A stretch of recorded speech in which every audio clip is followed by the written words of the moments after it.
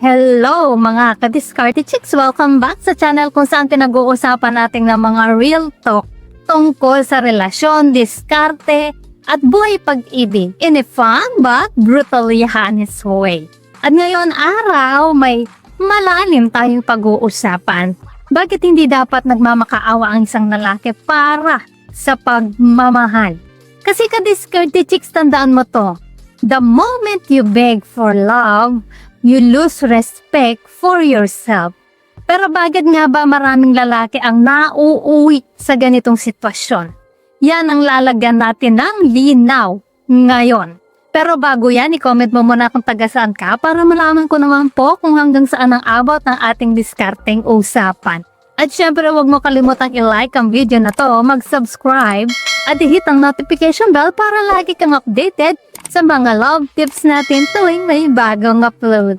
So, ready ka na ba? Tara, simulan na natin. Imagine mo to, ka-Discarte Chicks. Siya yung babaeng minahal mo ng sobra. Binuhos mo lahat, oras, effort, pride mo, pero isang araw bigla na lang siyang malamig. Hindi na nagre-reply. Hindi na excited makita ka. Kaya ang ending, nagmakaawa ka. Please, huwag mo akong iwan. Babaguhin ko lahat. Sounds familiar? Maraming lalaki ang napupunta sa ganitong trap dahil akala nila ang pagmamahal ay nababawi sa pakiusap. So, real talk number 1, love should never be forced. Sa Discarte Chicks, tandaan mo, ang totoong pagmamahal, hindi pinipilit. Kung gusto ka talaga ng babae, hindi mo kailangang magmakaawa kasi ang attraction at respeto, kusayang ibinibigay, hindi hinihingi. The more you beg, the more she loses respect for you. At yan ang pinakaayaw ng babae. Yung lalaking parang wala ng sariling halaga. So real talk number 2, you teach her how to treat you.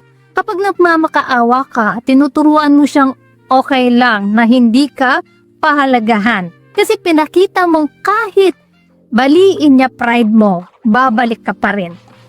Isipin mo, paano kanya igagalang kung ikaw mismo hindi mo kayang igalang ang sarili mo?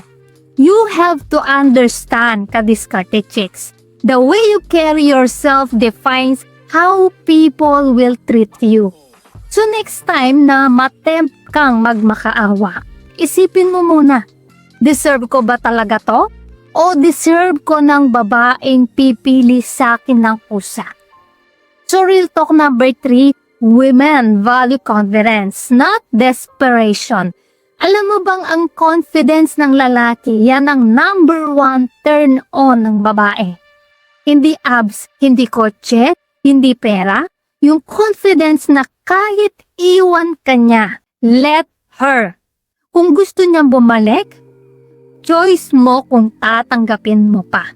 Ang tunay na lalaki hindi nagmamakaawa para mahalin. Minamahal siya dahil sa kung sino siya. Sadali lang mga ka-Discarte Chicks, bago po tayo magpatuloy, nakapag-subscribe ka na ba? Baka naman, i-hit mo na ang subscribe button.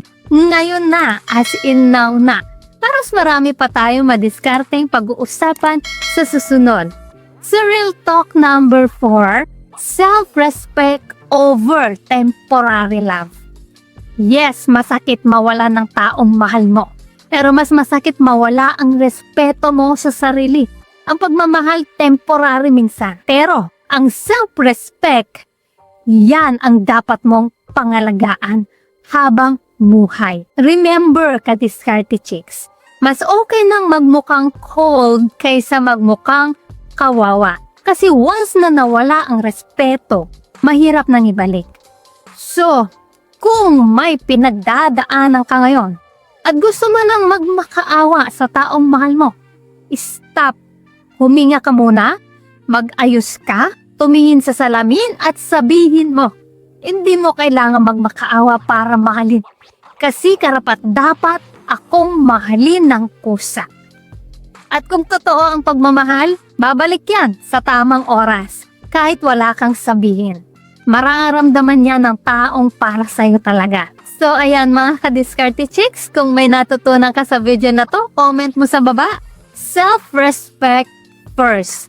At syempre, bago po tayo matapos, shoutout muna sa ating mga masugid na tagapanood na sina Usapang Babae from Baguio, Danilo Salvacion, watching from Pulilan, Bulacan, Ricardo Pahamotang from Cebu City, Rani Diego from Taguig City, Kat Prince from Antipolo City, Makakna Mangontra from Marawi City, Romeo Lanosa, taga Pangalnan, Michael Campes from Subic, Zambales, James Rosanes watching from Alfonso, Tagaytay, Cavite, Joseph Rodriguez from Bohol, Visayas, Benjamin Golden from Samar, Federico Mariano from Pandan Antique, Archie Lahoy, taga Antipolo, Azalea Hart Quizon ng Nueva Ecija at kay Odelo Apsay from Jeddah.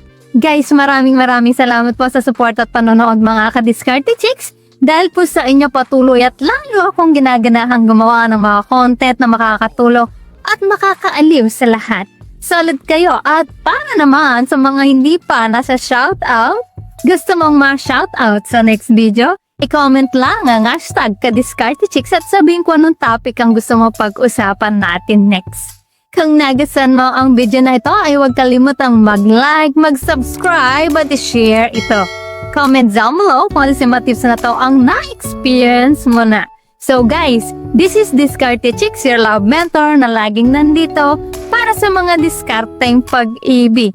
Kita-kits sa next video. Maraming salamat sa panonood. Ingat kayo palagi.